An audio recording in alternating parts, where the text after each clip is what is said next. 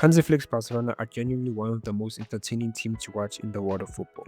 Whether it's them winning 7-0, a dominant win away against Real Madrid, or most recently, an incredible comeback victory in El Clasico. When you watch Barcelona play, it's always a joy. Add to that is an incredible individual quality of certain players, and if you put all that together, we are seeing an emergence of one of the best teams in the coming years. So today we're gonna analyze how Flick has made Barcelona so much fun to watch, from the changes he has made both in and out of possession, the players he has improved or reinvented, and answer whether this brand of football is sustainable long term. Let's get into it.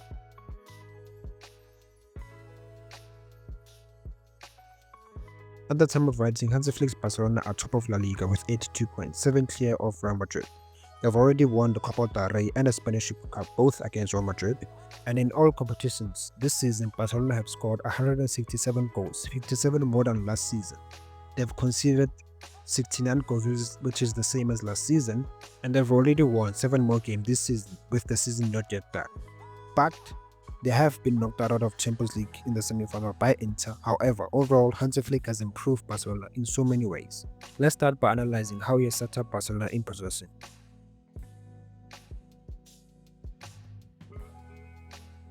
Before we get into how Flick has set up Barca in possession, I think it's crucial to hear this quote from him when he said, "Here the tradition is to play with passing, but I also want them to go straight to goal. They should focus a bit more on scoring.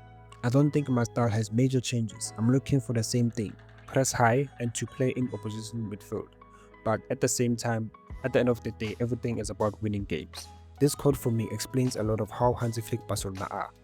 I did a video about a year ago on Xavi's Barcelona, and although there are differences, but there are also a lot of similarities between the two. But the biggest difference between the two teams is tempo, which means the speed of play. So let's start with Flick's Barcelona when they're building out from the back.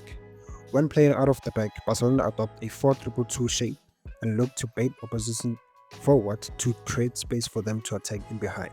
A concept very similar to Roberto De Zerbi, also known as artificial transitions. When Barcelona are in settled possession, they adopt a 3-2-5 attacking structure similar to Xavi's Barcelona, but when they enter the final third, that's when we see the differences. As I've mentioned, Flick's Barcelona look to generate space for them to attack. We saw that with their build-up approach, as this leads to moments like this, situations you will never see previous versions of Barcelona in, when they are attacking in so much space with speed. They create their chances from both their press working and through ball progression, which is uncommon from previous Barcelona teams. This element of directness and vertical style of play, but we have seen it has been very efficient and created a goal machine out of Barcelona this season, as Barcelona have scored 167 goals in 57 matches in all competitions. In La Liga, Barca averaged 2.7 goals per match and have scored 95 goals in 35 matches. They create 2.04 xG per game from roughly 16 shots per game, with a conversion rate of 15%. And is not only in the league, in the Champions League, Barcelona scored 43 goals in 14 matches, which is 10 more than any team. And lastly, if you look at the possession stats, Barca are still top, with 68.7 ball possession on average. So in short, attacking-wise, Barca have become more vertical and more direct, leading to them generating more chances and goals. But this style also has its downside. So let's look at Barcelona out of possession.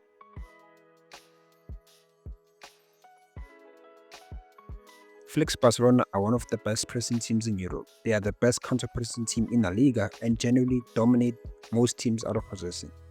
So let's see how they do that. When defending high from opposition goal kicks, Barca adopt this structure where wingers Rafinha and Yamal come inside to press the centre-back, with the striker Lewandowski dropping deep onto one of the deepest midfielder and the other one being marked by Olmo. And because of the position of the wingers, the fullbacks have to be aggressive to jump onto the opposition fullbacks, which might at times see Barcelona adopt a fully aggressive man-to-man press, which makes it very hard for teams to play out. But if they're able to play out like we saw Inter do, it leaves Barcelona very vulnerable because of how open they are and their incredible highlight. Another point to highlight is because Barcelona are now a more vertical team, this verticality leads to them giving the ball away more. which leads to counterattacks as they are not always in the perfect positions to counterpress. And this is shown in the numbers. Barcelona have conceded 69 goals in 57 games this season, which is identical to last season. But in a way, Barcelona have improved, with them only allowing 0.97 expected goals against per game in La Liga. But they are not perfect, as they are still vulnerable to fast break due to their incredible high line, and they are also very poor at defending set pieces. Now, let's look at the player development under Hansi Flick.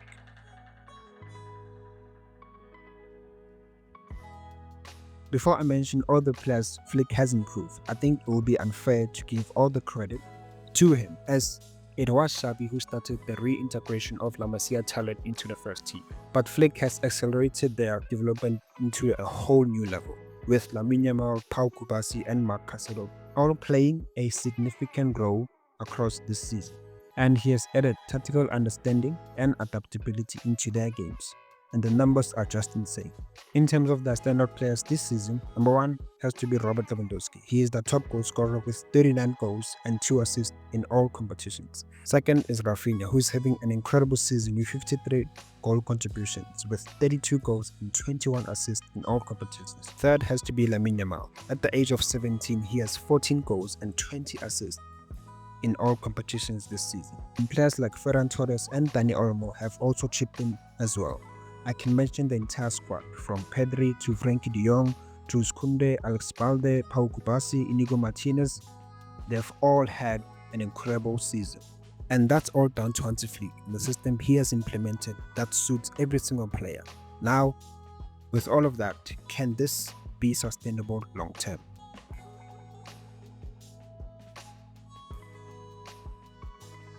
As thrilling as Flick's system is, there are real questions to ask about the long-term sustainability of this system, especially when competing at all fronts. Number 1 is very physically demanding. Flick's high pressing, vertical attacking football requires constant energy and physical demands, and with over 50 plus games a season, fatigue and injuries can creep in, so depth will be very crucial. Second is defensive transitions. By committing so many players forward and pressing high, this makes Barcelona vulnerable to quick counterattacks, as we saw in the recent El Clasico. And Flick's Bayern occasionally conceded soft goals this way, and we're starting to see a similar pattern emerge here. Third will be tactical evolution. Flick's commitment to this attacking intense football is great, but to sustain this model, it might need some more tactical tweaks. For example, their high defensive line, especially in big games.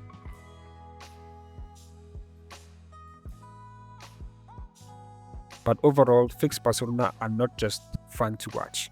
They represent a new identity, one that respects the club's DNA but modernize it into today's game. There's still a lot of work to do, especially in showing up defensively and managing physical load, but the foundations are exciting. If Flick can improve this team next season, this season could be more than just one of the highs. It could be the beginning of a fantastic chapter in the great history of Barcelona. That's it for today. Thank you for watching. If you enjoyed, do me a favor, hit the like button, subscribe to the channel, and comment down below. What do you think about this new area of Barcelona? Until next time, take care.